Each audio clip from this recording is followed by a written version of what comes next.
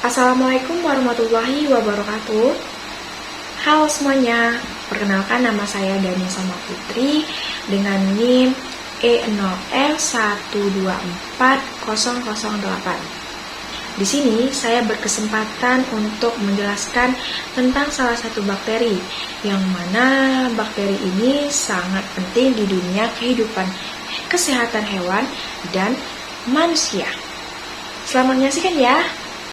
Campylobacter coli merupakan salah satu spesies bakteri dari genus Campylobacter, yang mana bakteri ini termasuk ke dalam kelompok bakteri gram negatif berbentuk batang melengkung seperti koma atau spiral, dan memiliki flagela di salah satu ujungnya yang mampu membuatnya bergerak dengan cepat.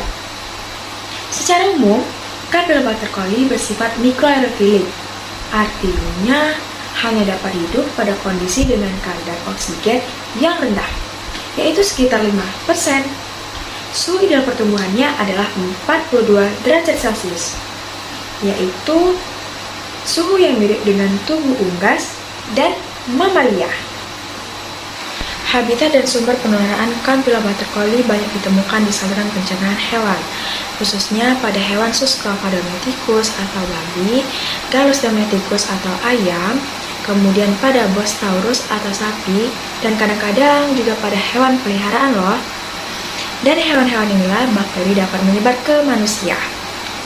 Mekanisme penularan yang paling umum adalah melalui konsumsi makanan atau minuman yang terkontaminasi. Misalnya pada daging ayam, sapi, atau babi yang tidak dimasak secara sempurna. Selain itu, susu juga dapat menyebabkan penularannya loh. Contohnya seperti susu yang tidak dipasteurisasi, atau bisa juga dari air minum yang terkontaminasi oleh kotoran hewan. Selain itu, kontak langsung dengan hewan yang terinfeksi maupun lingkungan yang tercemar juga bisa menjadi penyebab salah satu penularan pada bakteri ini. Karakteristik dan perbedaan dengan spesies lain yaitu Campylobacter coli sering dibandingkan dengan Campylobacter jejuni, karena keduanya merupakan penyebab utama pada penyakit gastroenteritis pada manusia. Perbedaan utamanya adalah di inangnya. Campylobacter jejuni lebih sering ditemukan pada unggas, sedangkan Campylobacter coli dominan pada babi. Namun, pada praktiknya, keduanya dapat menginfeksi manusia dan menimbulkan gejala yang sangat mirip. Seperti yang saya katakan tadi, bahwasannya penyakit ini bisa tertular oleh manusia. Infeksi yang ditimbulkan oleh Campylobacter coli pada manusia disebut campylobacteriosis. Gejala yang muncul biasanya berupa diare yang disertai oleh darah, kemudian sakit perut, demam, mual, dan muntah.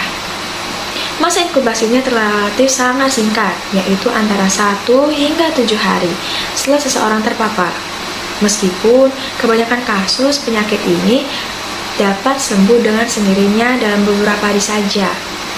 Pada sebagian seorang, terutama anak kecil, orang lanjut usia, dan individu dengan sistem imun yang lemah, namun jangan terlena karena infeksi ini bisa menjadi lebih serius jika tidak ditangani secara cepat.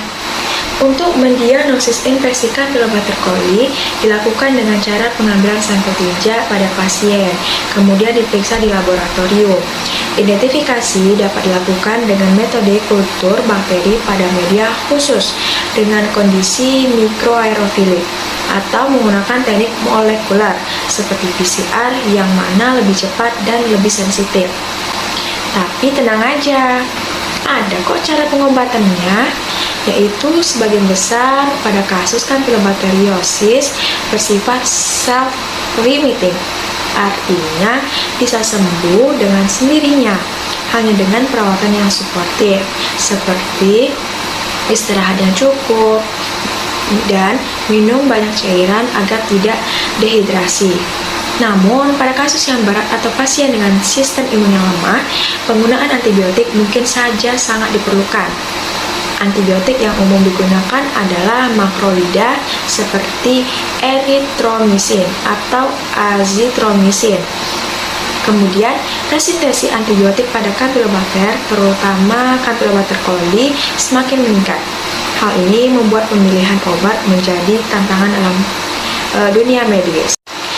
Pencegahan infeksi pada Campylobacter coli dapat dilakukan dengan menjaga keamanan pakan dan kebersihan lingkungan.